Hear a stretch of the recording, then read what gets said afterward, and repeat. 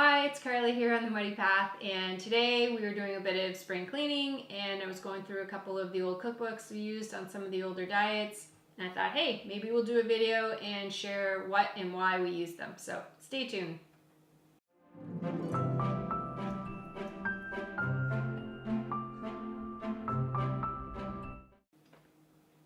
Okay, so I did another video. I did several videos on the different diets that we've been on, but I was doing, I mentioned in a couple of them how we always use a cookbook to get the kids involved and let them have a little bit more ownership in what we're doing. So today I came across and I pulled out a bunch of the ones that we've used in the past. Some of them we've used more than others, and some of them unfortunately don't exist anymore because Oscar went through a paper ripping phase and they are no more, or at least don't have covers to show you today. So starting with the gluten casein free, that was one we were on for obviously quite a while, even with Ted, and we came across a series by a husband and wife that's a gluten free, dairy free, and egg free.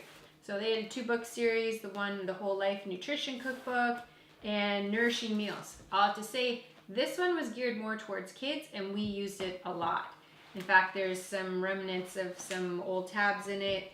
We've got a lot of recipes that we've sort of changed for one reason or another.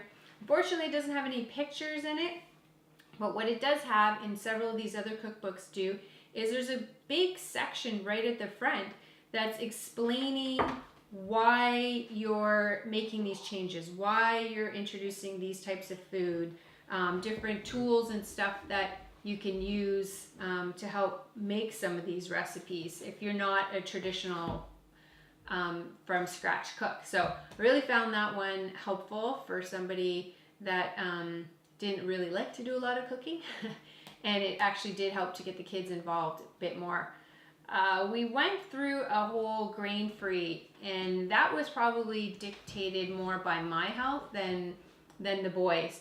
And I actually came across Danielle Walker, who had or still has the same autoimmune disorder that I had, which was ulcerative colitis.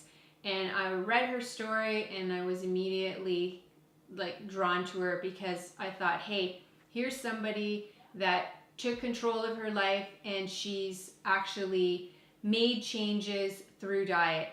Her journey's still gone up and down a little bit, but I ended up having to have the surgery, so I really admire her for doing this. Danielle is an amazing cook. She started with a blog, and then she's been able to produce a series of cookbooks. So we had another one in the middle that we did use a lot too, but her books have beautiful, she's also a photographer, beautiful photos in it, and it really helped with the kids, getting them sort of motivated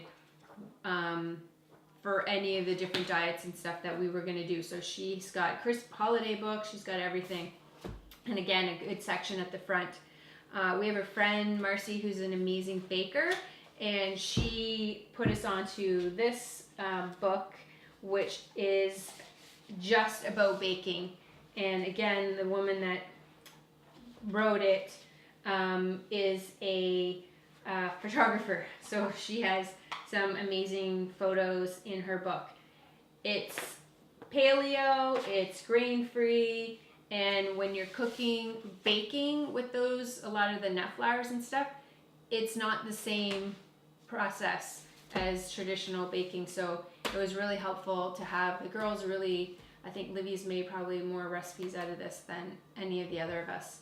So from there we went to GAPS, and unfortunately the actual gut and psychology syndrome book no longer exists in our house because Oscar maybe was sending us a message, but it was shredded beyond recognition. So but we also did have this book, which is the actual, even though there's recipes in the back of that book, this was a cookbook written by 2 women, and their stories are at the front, 2 moms, and it has a foreword by Dr. Natasha Campbell McBride. This book I found really helpful as someone that's never made broths from scratch. She talks about the difference between a stock and a broth. Again, lots of different bright, colorful pictures. And this book, because GAPS is done in the different phases depending if you're doing full GAPS or the introduction GAPS, and so it categorizes the recipes that way, and I actually found it very helpful. Again, we had Jackie helping us, but that was a little bit a bit more allowing me to try to do things on my own. So we also had a couple different fermented books, because GAPS has a lot of fermented foods, and this was one that we used as well. This book from our local CSA told us about how to make, using what was in season. It's categorized more by the food than by sort of recipes or seasons even. It's categorized, so that was an interesting book to work with our CSA. And now we've been doing sort of a tweak on the grain-free, but also taking some of the plant paradox by not doing nightshades, not doing lectins. And again, we're at the point where we don't need a cookbook, and we get a lot of recipes still offline, but because there's a cookbook, it did help with the kids. And so you see there's a lot of tabs here that everybody's put in their 2 cents and folded down pages. So having the cookbook, letting the kids go through cookbooks with pictures are always more helpful. Our guys now can, most of them, Izzy's still working on her reading, but you know, they can read their ingredients, decide if these are things that they like, put their 2 cents in it, and it just helps to make the diet changes go easier. The kids have ownership in it, they feel like they're part of the whole process, and so I'm not recommending necessarily go and buy any or all of these cookbooks. These are just how we've transitioned through the different diets and working together as a family. So hopefully some of the tips that you found today may be helpful, and it might make the transition easier for your family. But send me a comment or question, and if you like the video, please feel free to like and subscribe, and we're happy to see you again on the Money Path. So thanks for watching.